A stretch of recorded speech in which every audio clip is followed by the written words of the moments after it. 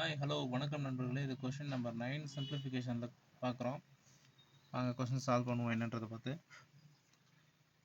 என்ன கொடுத்துருக்காங்கன்னு பாருங்கள். இதை கொஞ்சம் கவனித்து பார்த்தீங்க அப்படின்னா 260 × 260 அதே மாதிரி ப்ளஸ் 1/104 × 104 அது இந்த பக்கம் பாருங்கள் 260 - 104 power whole to the power 2 கொடுத்துருக்காங்க.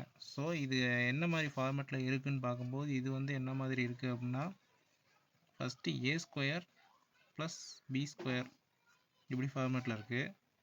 செகண்ட் இது உங்களுக்கு பார்க்கும்போது என்ன மாதிரி இருக்குன்னு பாருங்கள், a - b the whole square இந்த ஃபார்மேட்டில் இருக்குது.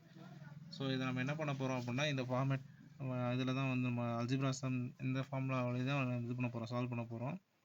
இப்போ a² + b² மைனஸ் இதுக்கான அப்ரிவேஷன் இந்த ஃபார்முலாவுக்கு நம்ம எப்படி எழுதலாம் அப்படின்னா a² + b² -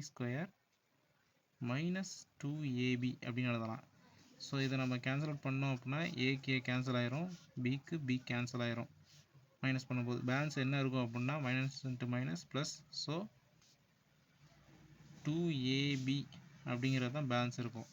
ஸோ இதே ஃபார்ம் அப்படியே யூஸ் பண்ணி தான் நம்ம இதை சம் பண்ண போகிறோம். ஸோ 2 இன்ட்டு இங்கே ஏ என்னன்னு பார்த்தீங்கன்னா 260 பி வந்து என்னன்னு பார்த்தீங்க அப்படின்னா 1/104. ஸோ பண்ணோம் அப்படின்னா உங்களுக்கு என்ன கிடைக்கும் அப்படின்னா 520 / 104ன்னு கிடைக்கும். இது 1 டைம், இது 5 டைம். 104லேயே நம்ம மல்டிப்ளை பண்ணி பார்த்தா. ஸோ ஆன்சர் என்ன அப்படின்னு பார்த்தீங்கன்னா 5. இது ஆப்ஷன் சியில் இருக்குது.